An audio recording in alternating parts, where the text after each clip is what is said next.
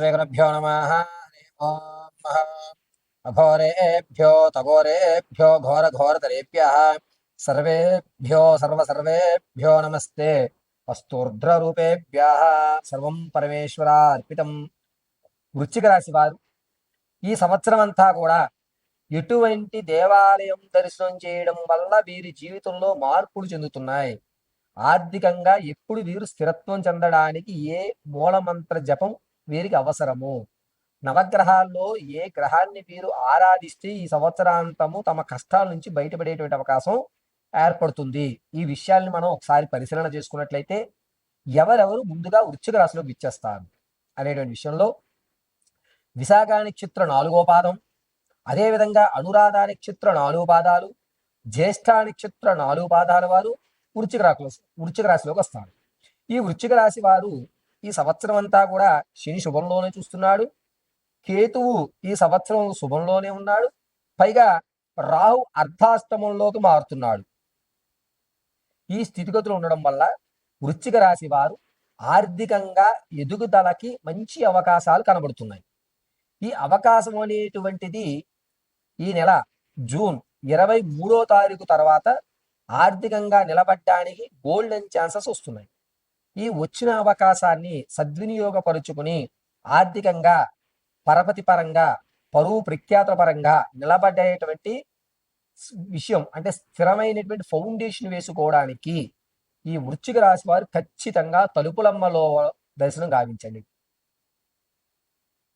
విజయవాడ, జంగారెడ్డిగూడెం ఈ ప్రాంతాలలో వెళ్ళినప్పుడు మీకు తలుపులమ్మలోవ అనేటువంటిది దర్శనం అవుతుంది.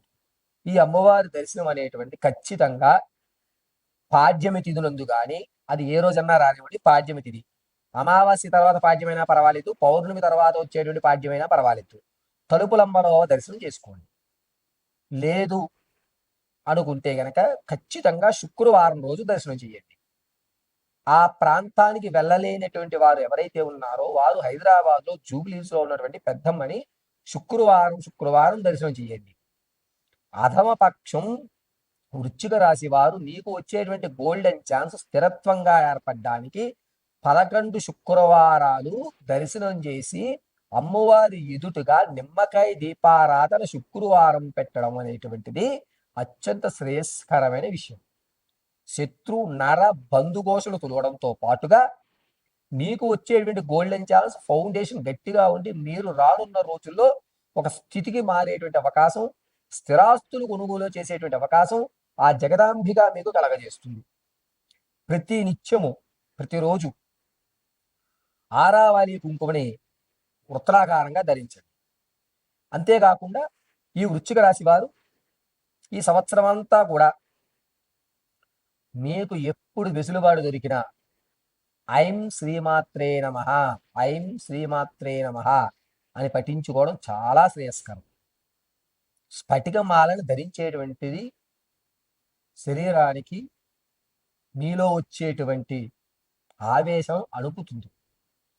మీకు తెలియకుండానే ఉగ్రంలో ఒక మాట అనడం వల్ల మీకు అందరూ యాంటీ అయ్యేటువంటి అవకాశం ఆగస్టు 22వ తారీఖు నుంచి మీ బంధువర్గంలో కొన్ని చికాకులను మీరే క్రియేట్ చేస్తుంటారు మీ మాట వల్ల. కాబట్టి స్ఫటికమాల ధరించడం వల్ల అటువంటి దోషభూయితాలు లేకుండా ఉంటుంది. ఇక ఈ వృశ్చిక రాశిలో ఉన్నటువంటి వారు ఈ సంవత్సరం అంతా కూడాను మీ దేవాలయానికి వెళ్ళలేని కాలమాన పరిస్థితులు కానీ, ఏ సూతకం ఉండడం వల్ల కానీ ఇటువంటి వారు ఏం చేయాలి? ఒక రాగి చెంబులో నీళ్లు తీసుకోండి, చక్కగా తులసికి అభిముఖంగా నిలబడి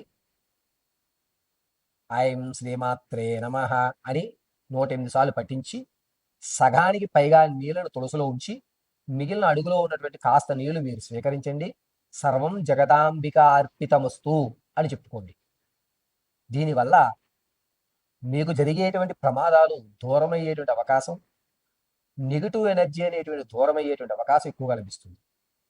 మరి వృశ్చిక రాశి వారు ఈ సంవత్సరం అంతా కూడా ఏ గ్రహాన్ని ఆరాధించడం వల్ల మాకు మంచి అవకాశాలు కలుగుతాయి గురుగారు అని అంటే గురుగ్రహాన్ని ఎక్కువగా ఆరాధన చేయండి.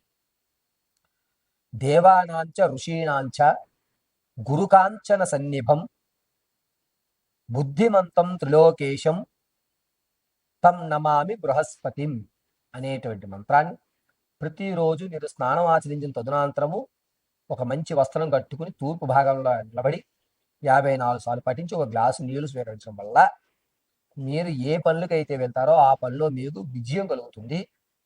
వీరు స్ఫటికమాలని మాత్రం ధరించడానికి ఎక్కువ శాతం చూసుకోండి. వృత్తులాకారంలో ఆరావాలి కుంకుమ ధరించండి. ప్రతి నిత్యము కూడా అమ్మవారి నామస్మరణ మాత్రమే మీకు అద్భుతంగా అమ్మవారి అనుగ్రహం కలుగుతుంది. తలుపులమ్మలో దర్శనం చేయగలిగితే పాడ్యంలో చేయడానికి ఎక్కువ ప్రాధాన్యత ఇవ్వండి.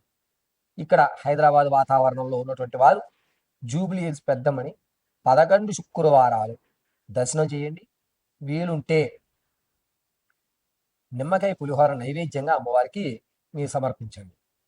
అందరి కొంత భాగాన్ని మీ చేతుల మీద మీరే ప్రసాద వితరణ చేయండి. మిగిలినటువంటి భాగంలో సగభాగాన్ని మీ ఇంటికి తీసుకువెళ్ళి ఇంటిల్లిపాది కూర్చుని ఇంటిల్లిపాది ఒకేసారి పూజించేటట్టుగా చూసుకోండి. దేవాలయంలో నిమ్మకాయ పులిహోర అందరికీ ప్రసాద వితరణ చేసి మిగిలిన భాగం ఇంటికి తీసుకువెళ్ళి పూజించాలి. ఈ నియమం గుర్తుపెట్టుకోండి. శుక్రవారము, ఆదివారము, మంగళవారం ఈ 3 రోజులు కూడా ఎరుపు లేదా మెరూన్ కలర్ వస్త్రాన్ని ధరించడానికి చూడండి. ఈ వృశ్చిక రాశి వారికి అద్భుతంగా కలిసి వస్తుంది. పైగా వచ్చేటువంటి నవంబర్ 8వ తారీఖు నుంచి డిసెంబర్ 12లోగా ఒక పెను ప్రమాదం పొంచి ఉంటుంది. ఆ ప్రమాదం శృతిలో తప్పుకుని ప్రాణాపాయం లేకుండా మిమ్మల్ని అమ్మవారు రక్షిస్తూ ఉంటుంది. కాబట్టి నేను చెప్పినట్టుగా 11 శుక్రవారాలు చేయడం అనేటువంటిది అత్యంత శ్రేయస్కరం. ఈ వృశ్చిక రాశి వారు ఉన్నతంగా మీ యొక్క స్థితిగతులు కానీ ఆలోచన విధానం కానీ మారాలి అనుకుంటే ప్రతిరోజు ఐం శ్రీమాత్రే నమః పఠించుకోండి. కొంతమంది మీకు లలితా సహస్రనామం వస్తుంది గురుగారు అనుకుంటే లలితా సహస్రనామ అష్టోత్తరాలతో రజతాచల శృంగాగ్రమధ్యస్థాయే నమో నమః, ఓం హిమాచల మహావంశ పావనాయే నమో నమః, ఓం శంకరార్థ శరీర సౌందర్యవాహిని నమో నమః అని కుంకుమార్చన చేయడానికి ప్రాధాన్యత ఇవ్వండి. ఒకవేళ ఈ కుంకుమార్చన చేయలేనటువంటి వారు నేను చెప్పినట్టుగా బీజాక్ష మంత్రాన్ని కానీ అదేవిధంగా నవగ్రహ మంత్రం ఖచ్చితంగా చదవలసిందే.